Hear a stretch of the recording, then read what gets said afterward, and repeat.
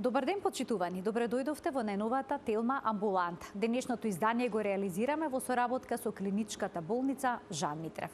Овој пат во емисијата ќе биде разјаснето на кој начин се поврзани метаболниот синдром и болестите на срцето и крвните садови. Но што е тоа метаболен синдром? Зошто зголемениот обем на струкот заедно со нарушувањата на одредени параметри во крвта го зголемуваат ризикот за дијабетес и за инфаркт? Што вели науката? Зошто ова се случува? Ова прашање ќе го поставиме на професор доктор Милка Клинчева, специјалист по интерна медицина, субспецијалист по кардиологија во клиничката болница Жан Митрев. Останете на Телма, следува блок реклами.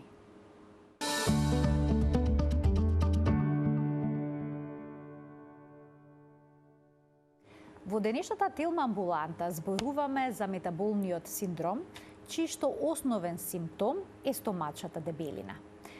Ова нарушување доведува до бројни болести, како што е, например, проблемот со кардиоваскуларното здравје или пак дијабетесот. Професор доктор Милка Клинчева, специјалист по интерна медицина, субспецијалист по кардиологија во клиничката болница Жан Митрев, е гостинка во студиото на Телма. Професорке, добре ни дојдовте и добар ден. Добар ден. Се повеќе луѓе имаат проблем со стомачна дебелина. Со дебелина со масни наслаки што се таложат на стомакот.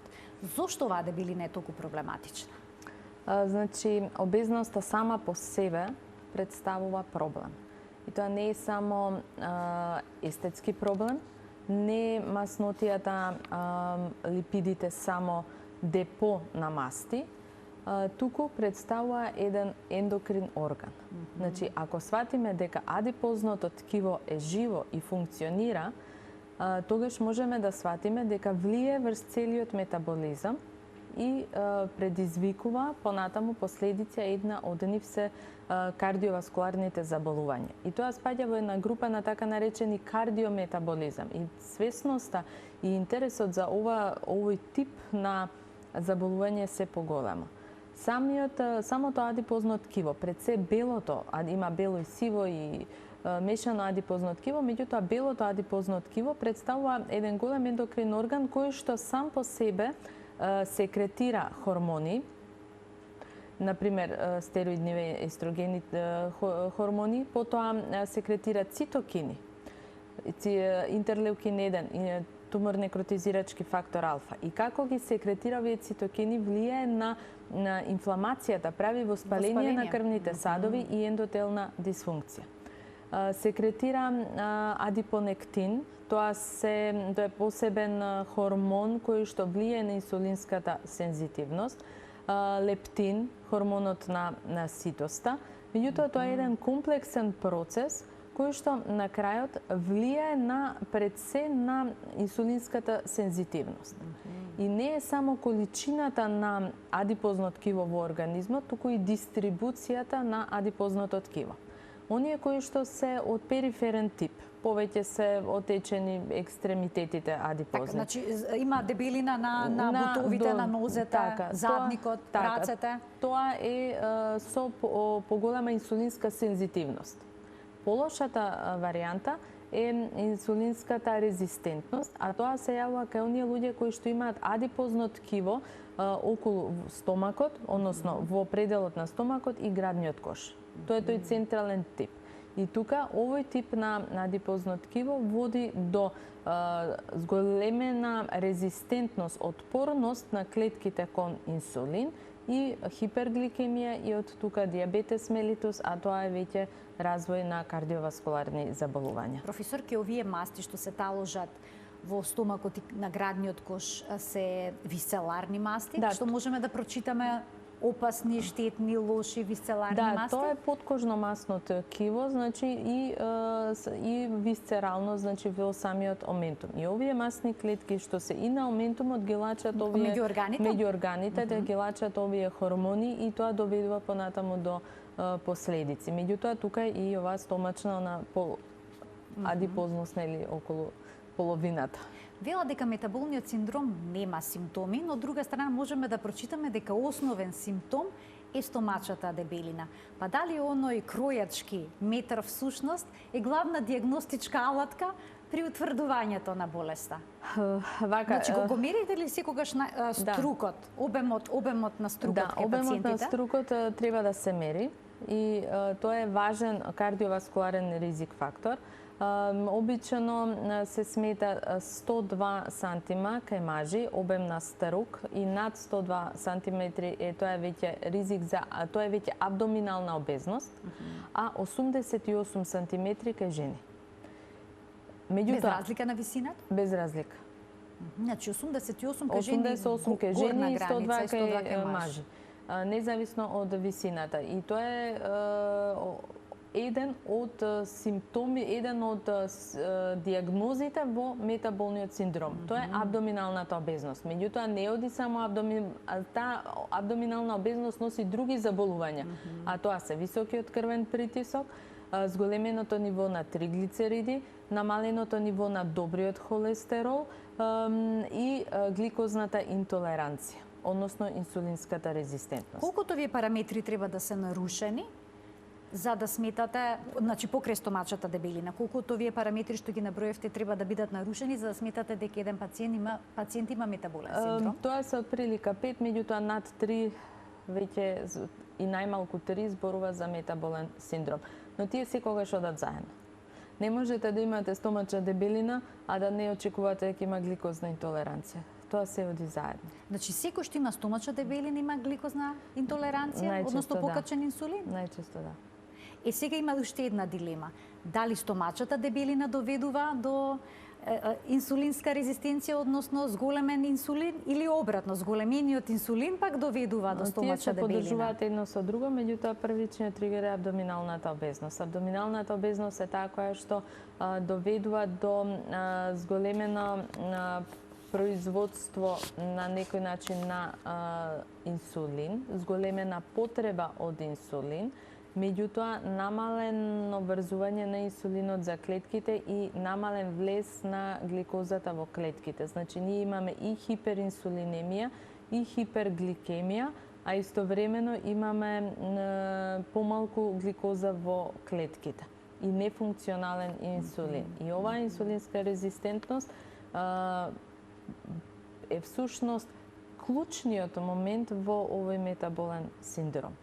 И пациентите со стомачна дебелина го имаат тој момент. А кога инсулинска резистентност ќе се развие, бидејќи тоа е дел од функцијата на адипозното стомачно ткиво, тоа води до повеќе гликоза во крвта, а зголемената гликоза води прво до гликозна интолеранција, до диабет и на крај до атеросклеротски промени и до развој на тромбоза, односно атеротромбоза. Самиот патофизиолошки механизам се состои во активација на тромбоцитите. И овие тромбоцити се поактивни, се активира коагулационата каскада, се активира создавањето на тромбин, а од друга страна добриот фибринолитички систем се намалува.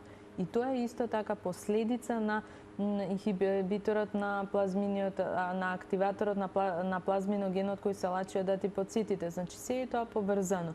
И од една страна имаме зголемен ризик на тромбоза, намален ризик на фибринолиза, тежна е тромбозата и имаме појава на тромбоза. И пациентите кои што се со абдоминална обезност, значи го имаат апсолутно ризикот за инсулинска резистентност и за зголемен ризик од тромбоза. А тромбозата е клучниот момент во сите, да не кажам, атеросклеротски заболувања, затоа што на било кој инфаркт или било кој мозочен удар се јавува како резултат на тромбоза на основа на атеросклеротски плак. А за да дојде до развој на атеросклеротски плак, потребно е да имаме зголемено ниво на липиди. Тоа зголемено ниво на липиди е секогаш поврзано со абдоминалната обезност. И тие липиди или се таложат во хепарот, во црниот дроб и прават неалкохолна замастена јетра, или се таложат во крвните садови и прават атеросклероза.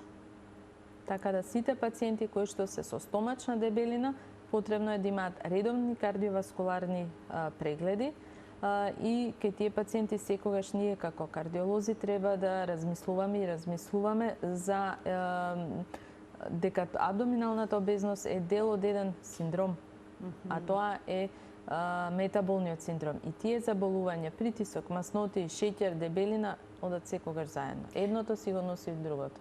Дали покрај сите овие бројни нарушувања што ги напоменавте, лицата со метаболен синдром се чувствуваат здрави? Прифаќаат ли дека имаат некаков проблем? Знаете, тој е мач со две оштирици. Убаво е да се чувствуваме здрави, меѓутоа треба објективно да погледнеме каква ни е состојбата. Тие луѓе воопшто не се чувствуваат болно. Тие се, бидејќи стомачната дебелина си ја носат лесно, не им смета. Може би се и физички активни. И тоа е можно. Меѓутоа, притисокот, маснотиите, шеќерот, тоа се тивки убици. Тоа е група на тивки убици. Никој не ги чувствува се додека не станат многу изразени кога треба веќе, кога ќе ги донесат на доктор. Меѓутоа, одреден период претходно, тие во организмот го започнуваат процесот на атеросклероза и го развиваат, така да пациентите кога доаѓаат на доктор најчесто доаѓаат со последици од метаболниот синдром. Дали има одредени причини што доведуваат до таложење на масти околу стомакот или тоа е едноставно генетски предодредено?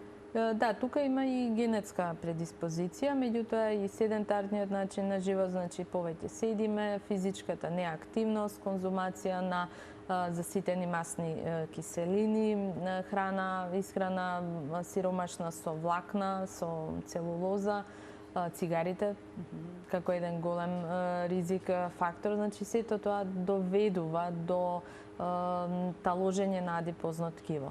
Освен тоа, кај жените се посклони на дебелина, да кажеме, и тој тип на дебелење околу половината доведува до понатаму и хормонални пореметувања.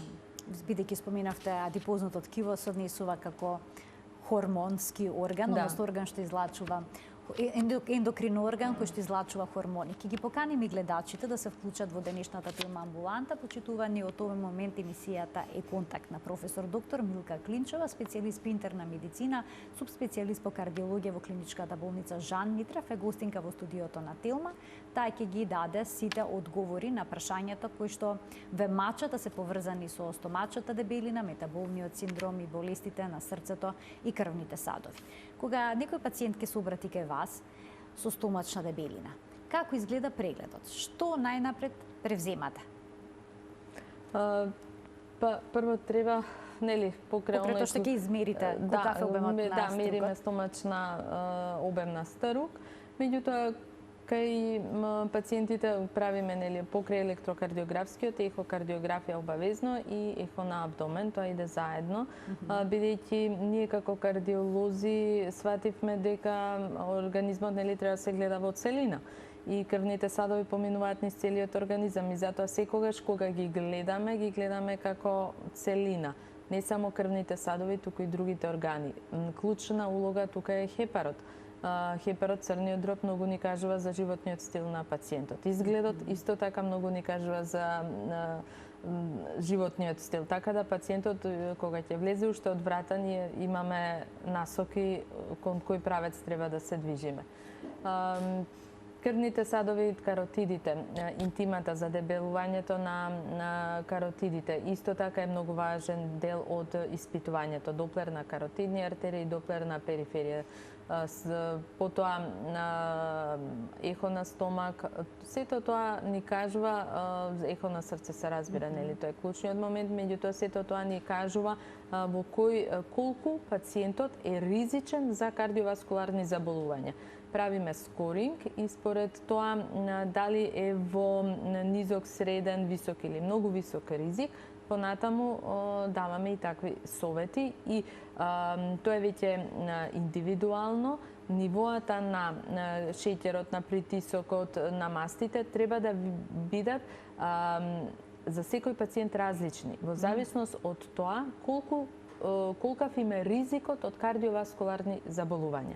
Затоа што метаболниот синдром во многу го зголемува ризикот од инфаркт на срце, срцева слабост, атриална фибрилација, слип апнеа, еректилна дисфункција, полицистичен овариален синдром, значи тоа е заболување кое е мозочен удар. Значи тоа е заболување кое што тоа се основните оние моменти кои што водат до голема група на сериозни животозагрозувачки состојби. Првата работа е, значи, пациентот мора да биде свесен за својата состојба. Значи мораме да сватиме дека дебелината е сериозен проблем. И дека здравата храна е многу важна. Медитеранската исхрана. Ние имаме прекрасна земја со многу убава храна, многу убава кујна, меѓутоа треба малку да ја адаптираме на современиот стил на живот. Да нема пржена храна, скара, заситени масни киселини, повеќе целулоза, целулозна, овошје, зеленчук, ореви, овие целозрнести житарки, антиоксиданси, колку може повеќе да се внесуваат. Освен тоа, значи важно и во кој период сето таа храна, во кој период од денот се внесува. Многу е штетно, нели, она јадење навечер па легнување. Така да, тој живо мора да се внимава, пред се ние не им советуваме на пациентите диета. А не им советувате? Не им советуваме. А што е со на наизменично пустење, односно јадење во текот на денот одреден број на часови и потоа гладување?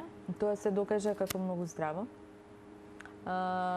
Јапонецот кој што интермитент фастинг, нели, гладувањето го има измислено, доби Нобелова награда 2018-19 година, така да постојат многу научни докази дека е тоа здраво. Меѓутоа пак треба да биде индивидуално, има некои мали групи кај кои што не одговара тоа гладување и затоа треба да биде во комбинација, нели, во консултација со матичен, најмалку со матичен лекар. Пациентите со дијабет исто тука треба да внимаваат на тоа. Меѓутоа има група, особено здравите луѓе, како превенција, сметаме дека интермитент фастинг е одличен за превенција на кардиоваскуларни заболувања и онколошки заболувања, бидејќи во тој 16-8 сега да не навлегуваме во тоа, има различни, меѓутоа има чистење на организмот. И многу мрсна храна, рачунете дека вие кога внесуваме ние мрсна храна, тоа е оптовар за организмот. И нашиот метаболизам тоа се заморува, треба да ја свари. Многу повеќе енергија се добива од здрава, од полесна храна, отколку од тешка храна, бидејќи енергијата се троши за варење на храната. Така. И не ни останува на нас, а повеќе подобро е полесна храна. Така да, прво и основно е промена на животниот стил, не диета. Промена на животен стил, тоа е клучниот момент да сватиме. Не само 3 месеци, 6 месеци диета, туку да се вратиме на старо. Да се вратиме на старо, туку тоа треба да сватиме како наш нов стил на живот. Имаме гледачи, ќе ги вклучиме во програма со нивни прашања. Добар ден. Добар ден и среќен ден, Ане. Ви благодарам исто така и на вас. Голем поздрав на сите во студиото и на докторката. Благодарам. На 70 годишна возраст сум. Така? Висока сум 1,70 м. Од позади да ме гледаш, нема да кажеш дека сум дебела. Ама напред бев едно известно време во Америка на гости кај братучетка ми. И тамо седи, јади, вози се натаму наваму. Требаше да поседам уште повеќе, ама јас климата не можев да ја прифатам. Се вратив, откако се вратив, јас во стомакот и тука испод градите. Али така. Пијам многу лекарства. Ми открија кога се вратив и тироидна, Така? и спанделоза, ноцете ми откажа, кичмата, кила на желудникот ми најдоа. Значи многу проблеми. Гастрит ми најдоа. Но и стомачна Не дебелина јадам меѓу другото, колку што ве разбрав. Не јадам масно, не пијам газирано, не пијам кафе, сама сум, сама живеам. Кога јадам, кога не јадам. И идам по контроли да ослабнеш, да ослабнеш. Како да ослабнам јас? 2 пати на ден ке јадам. Така, ова е интересно прашање. Ви благодарам за вклучувањето во програма. И многу се плашам од тие мозочни удари, од тие звучење во ушите, тинитусот што го имам. Притисокот ми варира. Така, значи имате бројни проблеми. Ви благодарам за вклучувањето во програма. Не знам дали сето тоа може да биде поврзано, професорке, со стомачната дебелина? Да, апсолутно тоа е поврзано со стомачната дебелина. Ова е еклатантен пример, затоа што таа стомачна дебелина после тоа прави проблеми на рветот. Па имаме проблеми со нозете, како не се движи, така повеќе се зголемува дебелината. Колку е поголема дебелината не може да се движи и влегуваме во еден циркулус вициозус. Јас би ја поканила гледачката да дојде на преглед, нели, да видиме што можеме да помогнеме. Најлесно ние нас да га кажеме ослабни, меѓутоа кога човек не треба да се здебели, затоа што кога ќе се здебели, после тоа слабењето е многу тешко. Има ли вистина дека тие што имаат инсулинска резистенција слабеат на вистина многу тешко? Многу тешко се слабе. Особено ако е во комбинација со штитна жлезда, со хипотиреоза, ослабењето е многу тешко. Јас знам дека е тоа многу тешко, јас само би и посоветувала на гледачката истреност. Добро е што јаде 2 пати дневно, значи би препорачала сабајле во 8, вечер во 16 часот и потоа ништо да не јаде и она што е основно, да не се мешаат јаглехидрати и протеини. Значи или ќе јаде јаглехидрат со салата, или ќе јаде протеин со салата, месо со салата. Да нема пржена храна, па дури ни пржени пиперки. Дури ни тоа. Да, тоа што подобро е изедете сурова храната, овошето и зеленчко да бидат свежи, а тоа што мора термички да се обработи, нека биде на или испечено, или сварено, или на пареа. Значи што помалку термичка обработка на пржена храна. Се разбира, еднаш 2 пати у годината не е проблем да се сгреши, меѓутоа тоа се знаете, за празници доаѓаат убави моменти и нормално е човек да се опушти, тоа е убаво. Меѓутоа секојдневието да биде во таа промена, да кажеме, на животниот стил. Така да ако и помогне малку на гледачката, компир, ориз никако. Тоа е главното, без компир, без ориз, без овие што се тестенини. Тоа што всушност ние си ја темелиме из храната. Тоа најмногу се дебеле од јаглехидратите, значи пити, буреци, гевреци, тоа што се јаде за доручек во Македонија, за жал. Уште еден гледач ке вклучиме. Добар ден. Ало, добар ден. Повелете во програма сте. Најубаво на вас и на докторката. Па би сакал да ја прашам некако околу проширена аорта. И ми ја детектира при еходиагностика лани. Па не знам сега како беа димензиите, но мислам дека во лесна форма. И понекогаш знае притисокот да ми се покачи при возбуда, а иначе нормален ми е, меѓутоа ми дадоа вал од 80 мг да пием. Па би ја прашала и докторката, бидејќи со оглед на тоа дека претходно ми правила диагностика, а сега за време на короната па незначително малку покачев килажа, бев понеактивен. Од што би можело да биде причината за зголемената на аортата и што ќе ми каже препораки, што да пазам и така натаму, што да исследувам во иднина и така натаму. Благодарам. Така, ви благодарам за вклучувањето во програма. Да, проширувањето на аортата или дилатацијата е сериозна работа и треба сериозно да се свати, затоа што тоа е всушност истенчување на зидот на аортата. Доколку дојде до големо истенчување на зидот на аортата, може да прсне или да се раслои зидот и да направи дисекција. И тоа се веќе животозагрозувачки состојби. Поради тоа ќе треба гледачот да има еден комплетен кардиолошки преглед, треба да знае кои му се димензиите на аортата и кој дел од аортата, дали е излезната во градниот кош или е стомачната аорта. Тука што е битно? Да се следат на 6 месеци, значи не може да остави така пред ковид, после ковид, туку на 6 месеци треба контроли. Можно е компјутерна аорта или магнет на резонанца, па тука да видиме аортата. Подобро е затоа што нема зрачење на магнет и се гледа точно. Меѓутоа, редовно следење на димензиите на аортата. Над 50 мм веќе треба да се размислува за операција, над 55 мора да се оперира.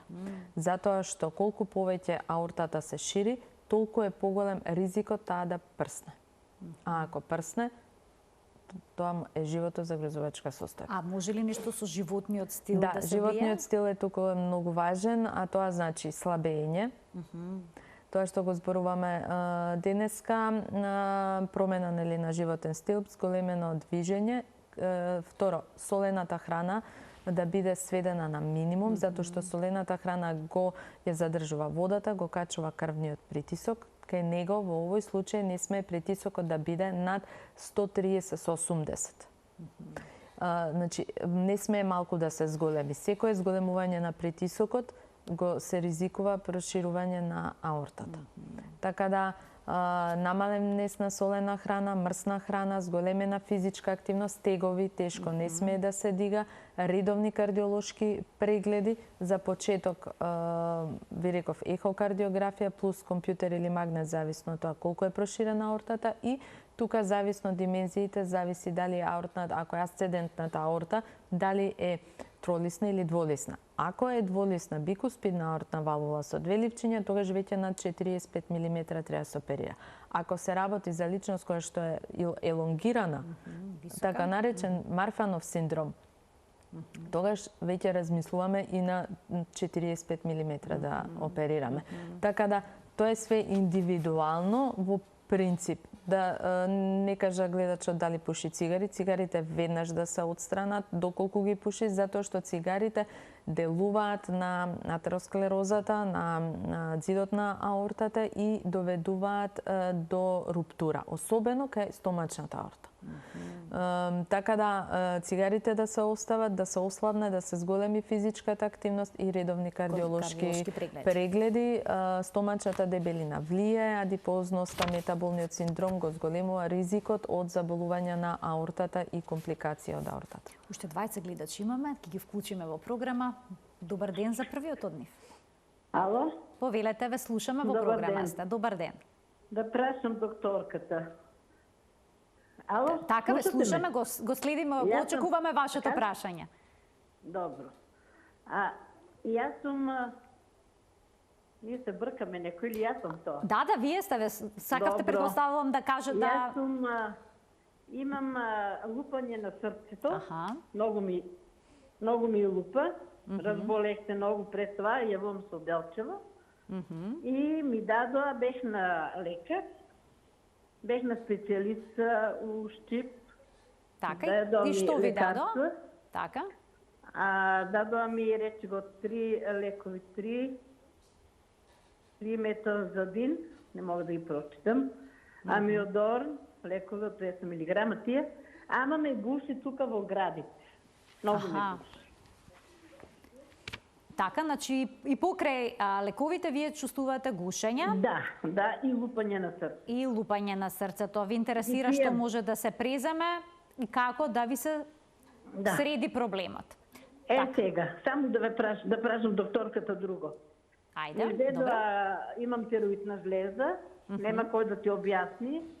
Имам правих анализа за тироидот, ТСХ ми пишува да ми каже докторката, пошто ги пие ги по 100 еутурок, а сега ми рекол по 0,75. Колку ви е сега ТСХ-то? Молим? Колку ви е ТСХ-то? ТСХ ми е 2,32. Добро, значи 2, добро. FT4, FT, така ли? Да, FT4, вие? 1,28. Колку треба ја да пие од тие таблети?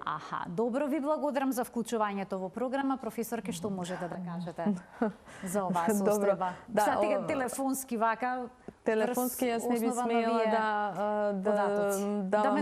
да менувам терапија или доза на терапија, меѓутоа забележав дека пациентката има аритмија, можено е атриална фибрилација, од друга страна е даден амиодарон, меѓутоа она има хипотиреоза и пие еутирокс. Амиодаронот со тироидните заболувања не оди, бидејќи во својот состав има јод.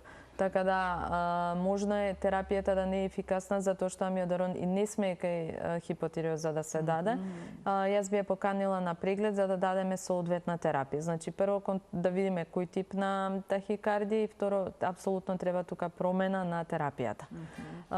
Дали прима бета-блокатор, конкор, бипиресон, не кажа друга терапија, меѓутоа најверојатно ќе треба да се даде. Сега не знаеме за кој тип на атриална фибрилација. За кој тип на аритмија, претпоставувам дека е атриална фибрилација. Меѓутоа, еден комплетен убав кардиолошки преглед со една коректна терапија би требало да биде добро. Со оглед на тоа дека има гушење, треба гушењето да видиме од што е. Дали имаме срцева слабост, затоа што доколку има аритмија, аритмијата може да биде последица на некакви структурни заболувања на срцето. Значи, треба да се направи ехо, убав детален преглед и доколку треба и можеби и коронарографија. Слушнав дека пациентката е возрастна, има проблеми со штитна жлезда, има аритми, има гушење, така да треба малку подетално да се испита. Подетално испитување. Уште еден гледач ке вклучиме. Добар ден. Добар ден. Повелете, ве слушаме, во програма сте. Поздрав за емисијата. Ево, мојот проблем да ви кажам вака, на левата страна, иначе со 70 години човек, долго време имам крвен притисок, меѓутоа редовно користам терапија и долго време, например, пред 30 години, имам една болка која се наоѓа испод левата града, на левата страна, значи, нешто како стезање и таа болка, например, ќе престане па се јавува, немам гушење, например, немам болка во градите, него точно испод левата сиска се болката е изразена како стегање, како нешто да не стега тука. Некојаш го осеќам така и во плешката лева. Физички сум активен, например, дневно пешачам 5 километри, кога пешачам не осеќам никаква болка. Али после тоа некој се јавува во мирување, кога мирувам, чисто лежам. И се тоа го имате со години, колку што ве разбрав?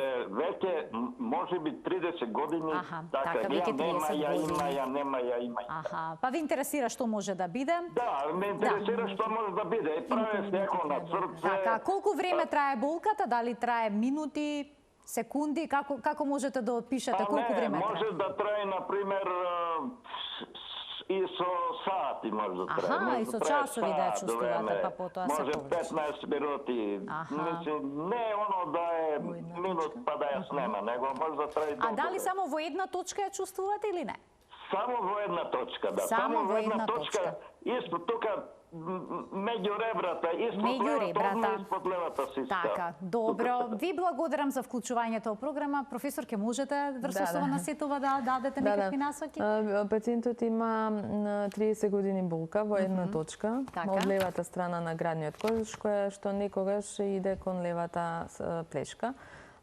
Ова не личи на болка која што би била предизвикана од коронарни артерии на срцето. Се разбира со оглед на возраста, ќе треба да се направи ехокардиографски преглед, може би и понатаму да се доиспита.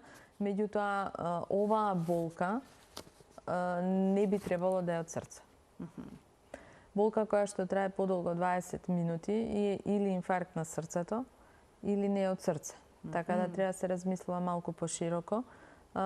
Сепак, возраста, ризик факторите, нели маж си носи ризици да се испита, затоа што не мора да има болка, а сепак може да има запушени крвни садови, може да е асимптоматски. Така. Меѓутоа, ако ја гледаме болкава сама по себе, тогаш не личи дека е ова од срце. Треба да се види рбетниот столб, ехо на дојки може да се направи. А желудникот? Тешко. Па, не, може, меѓутоа нема да биде една точка, обично иде по ретростернално, па од доле нагоре. Тоа вака во една точка повеќе е мускулоскелетен систем, меѓутоа пак треба да си се испита сега да се разбере. Не може врз основа на разговор телефонски точно да се потврди за што се работи, секогаш е потребно да испитување. било до срце, до сега ќе имало еволуција. Так, јасно. Така. Ова е болка која што трае сати, не би требало да е од срце. Имам уште еден гледач, професорке. Јас се надевам дека ќе успеам да поставам уште некои од прашањата предвидени за денеска, но секогаш гледачите се тие што добиваат предност. Добар ден.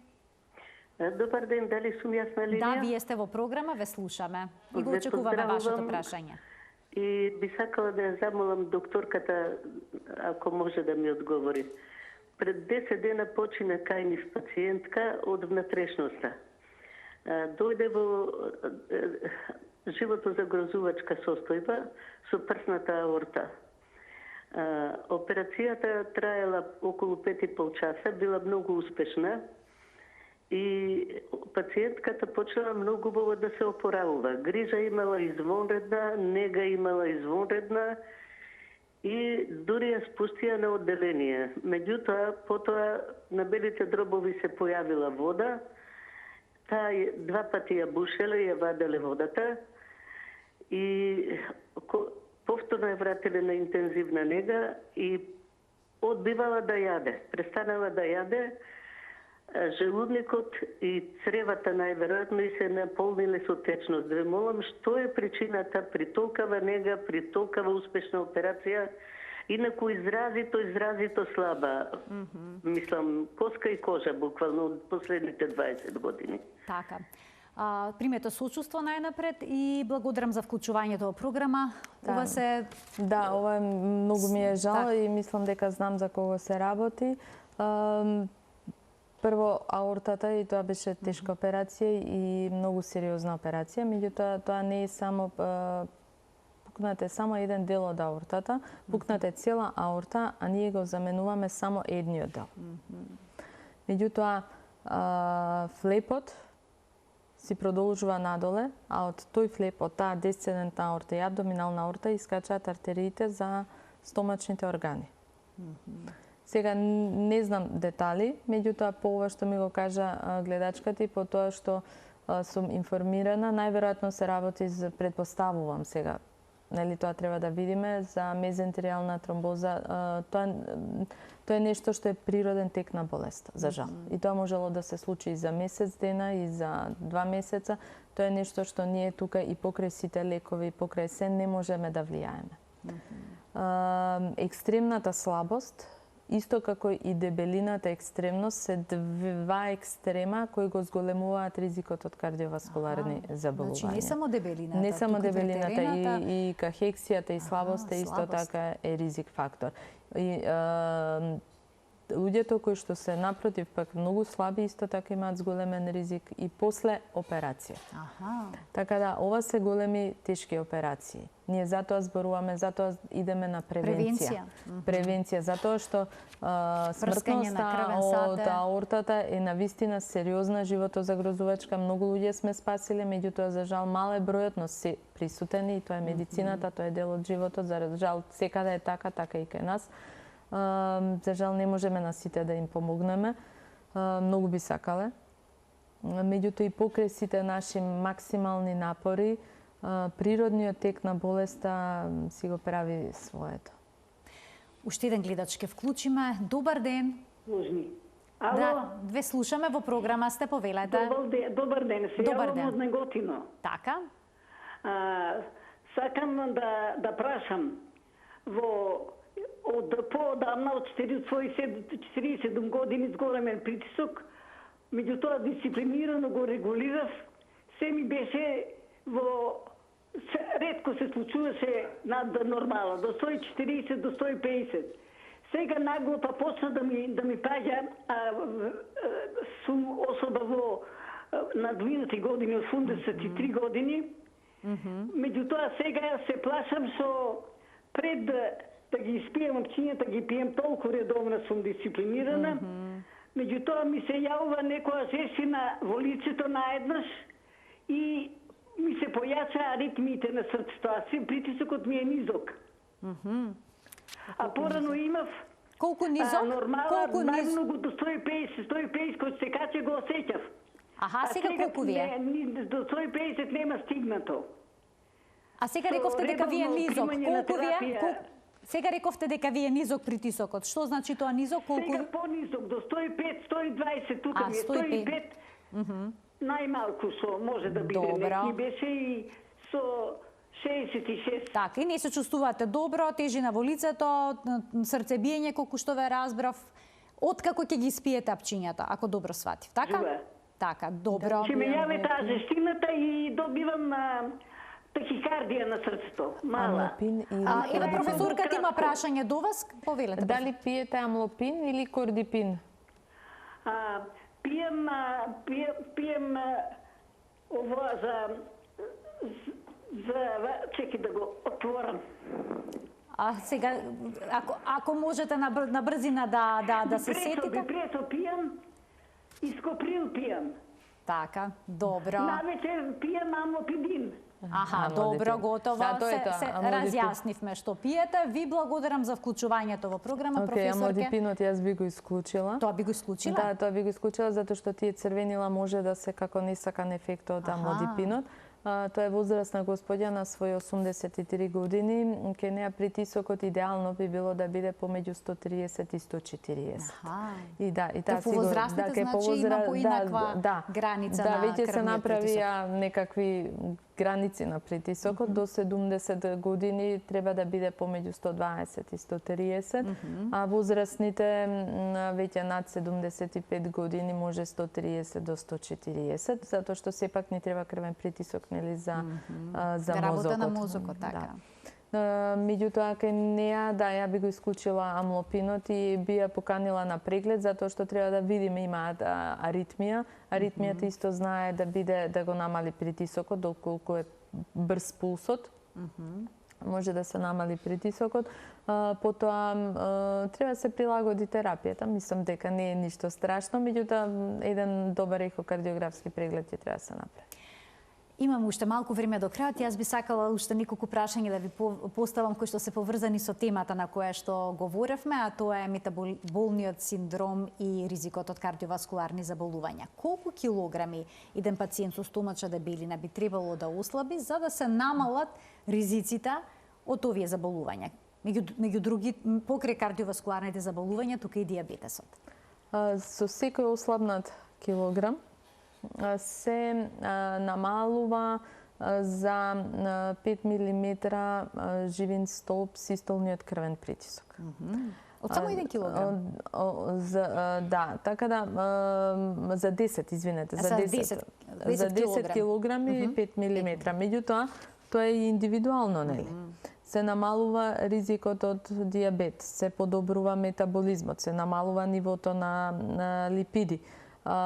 И тоа слабење е многу индивидуално. Од прилика колку што е телесната висина за мажи, толку треба да има килограми. Значи ако некој тежи висок е 175, треба да има 75 килограми, а жена минус 10. Тоа би било идеално. Меѓутоа стомачната дебелина треба особено да се внимава на неа и треба вежбање тука. Што да се вежба? Со стомачни вежби ќе се намали стомачната дебелина? Има ли начин да се намали само стомачната дебелина? Бидејќи имавме гледачка вели од позади, кога ќе ме видат, никогаш не би претпоставиле дека има вишок килограм. Вежбањето стомачни може дури да натрупа, така да тука треба малку повеќе движење. За возрастни луѓе најмногу е движењето. Движење, пешачење, најмалку 10.000 чекори, тоа се веќе излегува неколку студии кои што покажаа дека над 8.000 чекори го намалува ризикот од кардиоваскуларни заболувања. Значи 10.000 чекори во текот на денот. Да, и за возрастни, и за млади превенира деменција, превенира кардиоваскуларни заболувања и одржува килограми и дури намалува килограми. Така да кардиовежби, не дигање на тегови, туку обични кардиовежби, пливање, како многу здрав спорт. Така да во глобала општата физичка активност би требало да го намали да ја намали телесната тежина и намален внес се разбира на калорична храна. А во кој случај се препорачува да се земаат лекови за намалување на инсулинската резистенција или пак за слабење? Сега има цела палета на лекови наменети за шеќерна болест кои што се земаат за да се регулира телесната тежина. Да. За регулирање прво ќе кажеме крвниот притисок, треба да знаеме дека постојат неколку повеќе градации, меѓутоа оптимално е кај сите да биде притисокот до 120 со 80. Од 120 до 130 е нормален крвен притисок, од 130 до 140 висок нормален, а над 140 со 90 веќе хипертензија по прв, втор и трет степен. Веќе зависност од ризикот од кардиоваскуларни заболувања правиме скоринг и во зависност од ризикот ние се одлучуваме дали да почнеме со терапија на висок нормален крвен притисок или ќе го чекаме да направи висок крвен притисок. Доколку имаме пациент што е со метаболен синдром, пуши цигари, седи, постојано е под стрес, во амбуланта може да има притисок 130 со 80, меѓутоа на работа може да му биде и 150 со 80, тогаш препорачуваме и 24 часовен холтер и се гледа просекот и доколку тој просек е над 130 со 80, во текот над 24 часа почнуваме со терапија. Така да, сите тие проценки кога треба да се почне се пред се индивидуални, после еден комплетен преглед, кога се гледа доплерна каротиди, срце, состојба на хепарот, другите крвни садови и лабораториските параметри. Втората работа се маснотиите. Липидите треба да бидат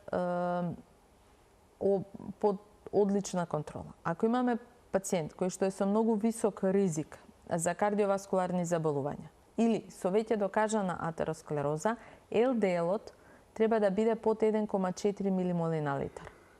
Доколку има висок ризик, ЛДЛ-от треба да биде под 1,8. Триглицеридите. Во последно време излегоа неколку студии кои што покажаа дека е се исто така голем ризик фактор за кардиоваскуларни заболувања. Триглицеридите треба да бидат под 1,7 или кај помалку ризични можеме до 2,3 милимоли на литар. Што ми имаме над таа, веќе треба да почнеме со лекови.